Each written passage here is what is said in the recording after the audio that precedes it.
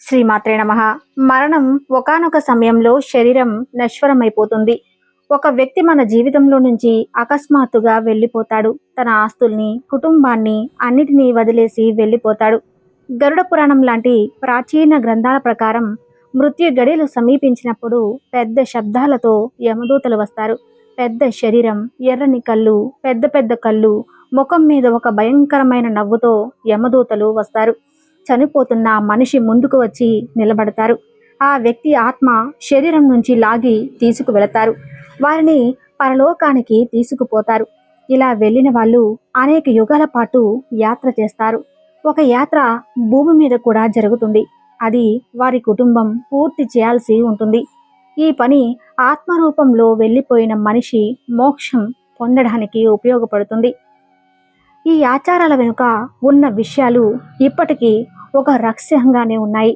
యమదూతలు ఒక మనిషి శరీరం నుండి ఆత్మను తీసుకువెళ్తున్నప్పుడు ఆ మనిషి చాలా తపిస్తాడు, ఏడుస్తాడు, అరుస్తాడు. తన శరీరం నుంచి వెళ్ళడానికి ససేమిరా అంటాడు. శరీరంలోకి తిరిగి వెళ్ళడానికి ప్రయత్నిస్తాడు. కానీ యమదూతలు తమ ఆయుధాలతో వారిని తోసుకుంటూ ముందుకు లాక్కు వెళతారు. మరణించే వ్యక్తి చుట్టూ భయంకరమైన వాతావరణం కనిపిస్తుంది. ఒక కొత్త శరీరం కోసం పెనుగులాట కనిపిస్తుంది. అందుకే గరుడ పురాణంలో ఏం చెప్పారంటే, ఒక మృత శరీరాన్ని ఒంటరిగా వదిలివేయకూడదని చెబుతారు. మనిషి మరణం తర్వాత ఆచరించవలసిన కొన్ని పద్ధతులు తప్పకుండా ఆచరించాలి. చనిపోయిన వ్యక్తికి స్నానం చేయించి కొత్త బట్టలు కడతారు. సాత్విక తరంగాలతో నిండిన నీటితో మృతదేహానికి స్నానం చేయించడం వల్ల మృతదేహంపై ఉన్న రాజతమ కణాలు తొలగి నాశనమవుతుంది. అలాగే శరీరంలో చిక్కుకున్న సూక్ష్మమైన కుళ్ళిపోయే వాయువులను విడుదల చేయటంలో సహాయపడుతుంది. కాబట్టి మరణించిన వ్యక్తికి స్నానం చేయించడం వలన అతను ఆమెను బాహ్యంగా మరియు అంతర్గతంగా శుద్ధి చేసినట్లే. స్నానం చేసిన తర్వాత మరణించిన వ్యక్తికి కొత్త బట్టలు ధరించాలి. బట్టలను ముందుగా ధూపం, పొగపై పట్టుకోవటం ద్వారా లేదా గోమూత్రం లేదా తీర్థం చల్లటం ద్వారా వాటిని శుద్ధిపరచాలి. ఈ కొత్త బట్టల మాధ్యమం ద్వారా మరణించిన వ్యక్తి చుట్టూ రక్షణ కవచం ఏర్పడుతుంది. అందువల్ల హిందూ మతం ప్రకారం మరణం తర్వాత అనేక ఆచారాలు ఇది ముఖ్యమైన అంశం. కాటన్ బాల్స్ బదులుగా తులసి ఆకులను మృతదేహం ముక్కు రంధ్రాలు మరియు చెవుల్లో ఉంచుతారు. ఇది చెవులు మరియు ముక్కు ద్వారా పర్యావరణంలోకి వ్యాప్తి చెందకుండా సూక్ష్మ జీవులను, లోపల ఉండే విషవాయువులను నిరోధిస్తుంది. పర్యావరణం కూడా శుద్ధి చేయబడుతుంది. ఈ పద్ధతులని అంతిమ సంస్కారంలో భాగమే. ఇవన్నీ పూర్తయ్యాక దహన సంస్కారాలు చేస్తారు. చితిపై చందనపు చెక్కలు పేరుస్తారు. చిత్తశుద్ధి చేస్తారు. పండితులు మంత్రోచ్చారణలు చేస్తారు. కుటుంబ సభ్యులందరూ చుట్టూ నిలబడతారు. ఆ కుటుంబంలో పెద్ద కొడుకు చితికి నిప్పట్టించాడు. మంటలు చెలరేగే కొద్దీ శరీరం నుంచి ఆత్మ వేరవుతుంది. చాలామంది తమ కుటుంబ సభ్యులను కోల్పోవడాన్ని తట్టుకోలేరు. ఆ మంటలు చూశాకైనా తమ ఆత్మీయులు ఇక తిరిగి రాని వాస్తవ సత్యాన్ని అంగీకరిస్తారు. చాలా కమ్యూనిటీల్లో మగవాళ్ళు గుండు గుయించుకోవటం చేస్తారు. ఈ ఆచారాన్ని ఒక కుటుంబంలో ఒక విషాద సంఘటన జరిగిందనే సంకేతాన్ని తెలియజేస్తాయి. దహన సంస్కారాలు చేయటం, శిరోముండనం చేయించుకోవటం ఒక మనిషి మన నుండి తిరిగి రాని లోకాలకు వెళ్ళిపోయాడనే సంకేతాన్ని ఇస్తాయి. ఇప్పుడే యాత్ర మొదలైంది. ఈ యాత్ర పూర్తవడానికి, యమలోకానికి చేరడానికి ఆత్మకు చాలా సమయం పడుతుంది. పిండ ప్రదానమనేది హిందువుల ఆచారం. మరణించిన తమ సొంత వారికి, పూర్వీకులకి నివాళులు అర్పించడం చేస్తారు. పిండి అంటే అన్నాన్ని గుండ్రంగా ముద్దలుగా చేసి వాటి మీద నువ్వులు వంటి ఇతర పదార్థాలు వేస్తారు. ఈ ఆచారం పాటించడం వల్ల మరణించిన వారి కుటుంబ సభ్యుల ఆత్మకు శాంతి, మోక్షం పొందడంలో సహాయపడుతుందని నమ్ముతారు. ఆత్మ యమలోకానికి వెళ్ళేటప్పుడు గట్టిగట్టిగా అరుస్తుంది. వారు చేసిన పనులు విప్పి చెప్పేందుకు చిత్రగుప్తుడు అక్కడ కూర్చుంటాడు. తనతో ఎందుకిలా ప్రవర్తిస్తున్నారు, నన్ను వదిలేయండి, తనని ఇంటికి పంపించమని వేడుకుంటాడు. తన పట్ల ఎందుకు ఇలా వ్యవహరిస్తున్నారో తెలియక ఆత్మ గట్టిగట్టిగా రోధిస్తుంది. యమదూతలు కొరడాతో గట్టిగా కొడుతూ, నీ పనైపోయింది, నీకంటూ ఒక ఇల్లు లేదని అరెస్టు చేస్తారు. ఆత్మకు సాయపడే వాళ్ళు ఎవరూ ఉండరు. యమలోకానికి వెళ్లే దారిలో అనేక భయంకరమైన దృశ్యాలు కనిపిస్తాయని, సంఘటనలు ఎదురవుతాయని చెబుతారు. ఈ పరిస్థితులన్నిటినీ ఆత్మ ఒంటరిగా ఎదుర్కోవాలి. ఇందులో అన్నిటికన్నా కష్టమైన దారి వైతరణి నదిని దాటడమే. వైతరణి నది అతి ప్రాచీనమైన గరుడ పురాణంలో పేర్కొనబడి ఉంది. పాపాలు చేసిన వాళ్ళు చనిపోయిన పిమ్మట ఈ నదిని దాటే వెళ్ళాలి. గరుడ పురాణం ప్రకారం ఈ నది యమలోకానికి దక్షిణాన ఉన్న ద్వారానికి వెలుపల ప్రవహిస్తుంది.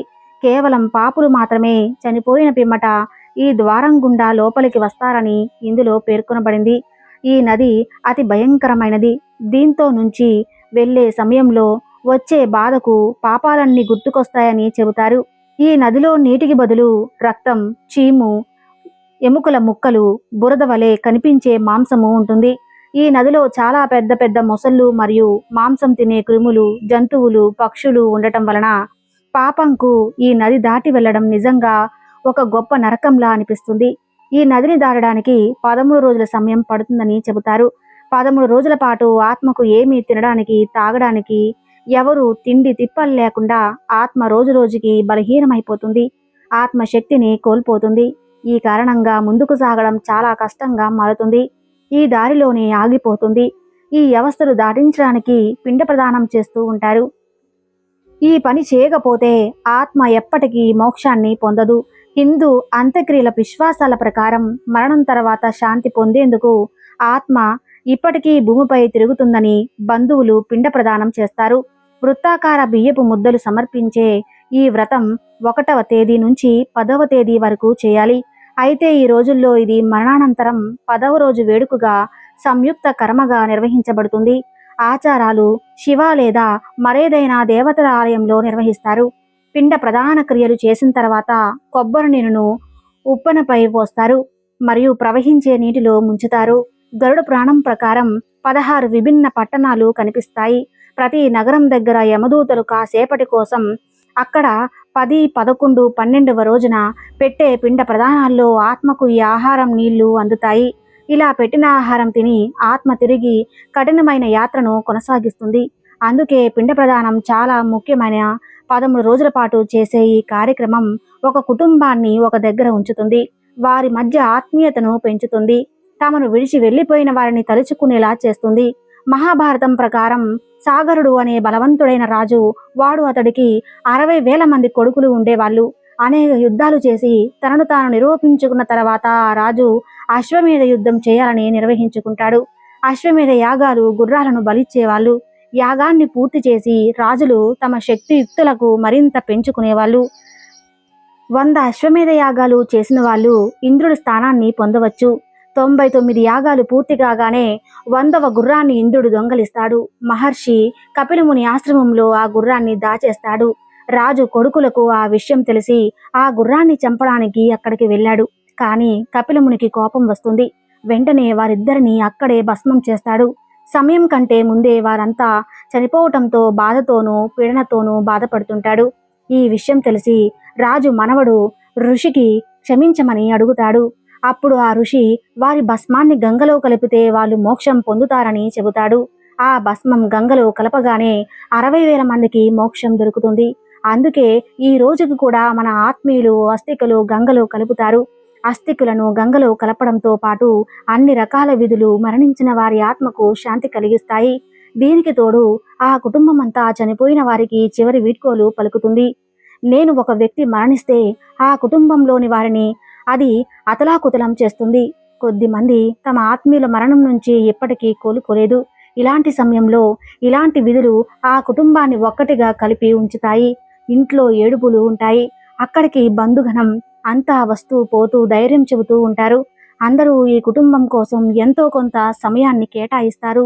బంధువులే కాదు, ఇంటి చుట్టుపక్కల వాళ్ళు కూడా ఏదో ఒక రకంగా సాయం చేస్తారు. ఇవన్నీ కూడా కోల్పోయిన మనిషి పట్ల ఉన్న ప్రేమ అంచలంచలమైన అభిమానాలన్నీ చాటుకునేలా చేస్తుంది. అయిన వారిని కోల్పోవటానికి మించిన దుఃఖం మరేదీ ఉండదు కదా. శిరోముండనం చేయించుకున్న వారికి నెమ్మదిగా వెంట్రుకలు వస్తాయి. అవి రావడానికి కొంత టైం పడుతుంది. ఈలోపు కోల్పోయిన మనిషి దుఃఖాన్ని కొంచెం కొంచెంగా మనిషి కూడా కోలుకుంటూ ఉంటాడు. ఇవన్నీ కూడా మన సనాతన ధర్మం యొక్క గొప్పతనమే కదా. దీనిపై మీ కామెంట్ ఏంటి అనేది మాకు తెలియచేయండి.